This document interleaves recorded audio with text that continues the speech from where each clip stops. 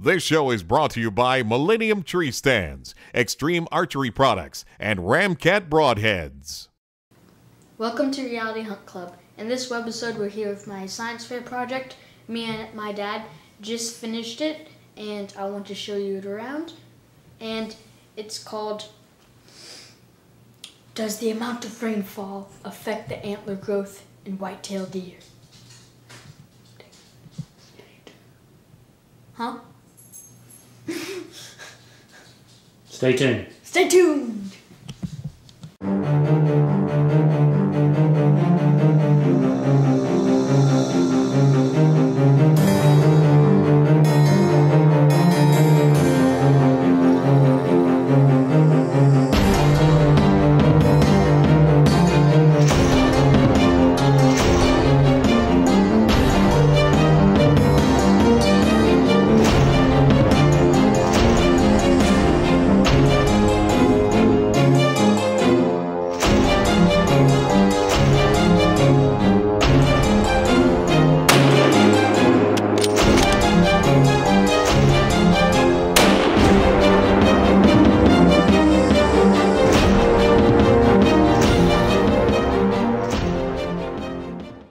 Me and my dad thought of this concept. Does the amount of rainfall affect the antler growth in white-tailed deer? And we've been working on it for the past couple weeks, and this is how it turned out. Now, the purpose is, does the amount of rainfall affect the antler growth in white-tailed deer? And then my hypothesis is that I think the year of the most rainfall is going to be bigger antlers. And then my background research, I just put facts about the antler growth, and I put in the buck scoring data collection tool, which is what we use to collect the data. You should check it out. Hopefully my dad puts it in the description. I will. It's buck score from Mississippi State, Jeremy Flynn, right? Mm-hmm. Go Jeremy! And then my procedures is that we researched the rain database and got 3 years of rainfall for Middle Georgia, where we got our deer pictures from, above average, average, and below average. And then we looked through the pictures and picked out the bucks that were around 3 years old, and then we measured them. 2 to 3 years old. Mm-hmm. We went through trail camera photos. Mm-hmm. And then after we measured them, we compiled the results and drew the conclusions. And the materials... We compiled the results. We used Jeremy's buck score software to measure them. And then the materials we used were a computer, of course, trail camera photos of deer, buck score software made by Jeremy, and then rain data, the rain data for the past 2 years, so that we knew the amount of rainfall. And then the data collection, we collected the average rainfall per year for the past 5 years was 45 inches. And then we have a table right here saying the above average year is 2009 with 61.60 inches. And the average in 2010 was 44.13 inches.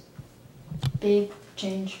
And then the below average in 2011 was 33.14 inches. So naturally you'd think the one above average would have bigger antlers.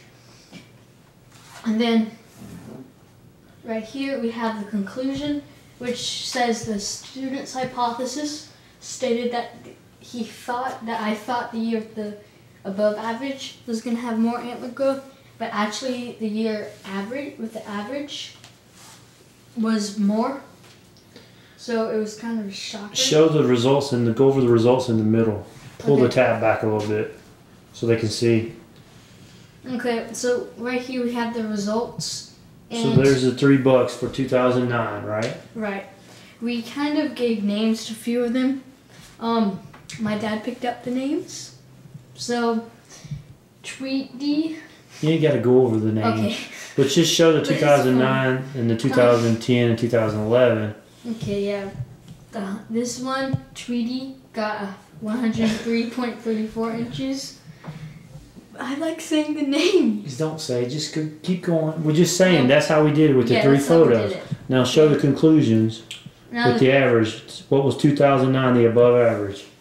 the above average was 107.55 inches, and then the average was 111.03 inches, and then the below average was 100.92 inches. So the average. So what can you draw from that conclusion? That the average year had more antler growth than the above average. That's right. But obviously the rainfall affects the amount of antler growth. We thought the above average would be more, or would be wetter, and we'd have more growth. But you can't grow more plants just because it's wet. More wet. Plus, some of the deer we chose could be bad genetic deer in the average year. I mean, the above average year versus good genetic deer in the average year. So it could have been genetics, age structure, the difference between the above average and the average. Not only, it could have been an outside factor, but we did prove the point that rain does affect the antler growth, right? Right. And that was the whole point of this, which makes logical sense. But now that we backed it up with scientific data, doing this compilation of pictures and all, right? Right. Did you have fun doing it? I had fun doing it. So when you're growing white-tailed deer, your rain and your soil, your water and your soil really affects your potential of your deer. A big chunk of your potential. It's not all just it's genetics, your age structure, but your rainfall and which affects your growth and your plants and the pH level in your soil, how good your soil quality is going. The nutrition is going to affect how your deer grow.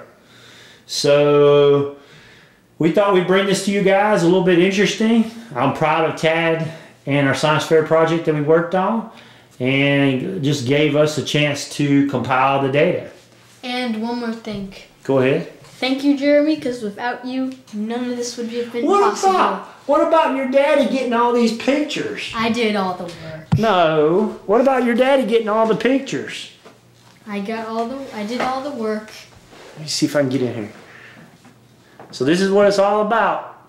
So, yeah, thanks for the Bucks Core software. Anyway, thought this was interesting. A little bit different than what we normally do. So we thought we'd bring it to you. We're by no means biologists, and there's nowhere near scientific proof that this does, but if you think about it, it makes sense. And last year was a drought condition year across the country, and everybody you talked to talked about how antlers were down. And we're in a semi-drought in 2012, and some places were really drought in the Midwest where they lost all the corn and all. So it's going to be interesting to see what kind of antler growth they get out of there.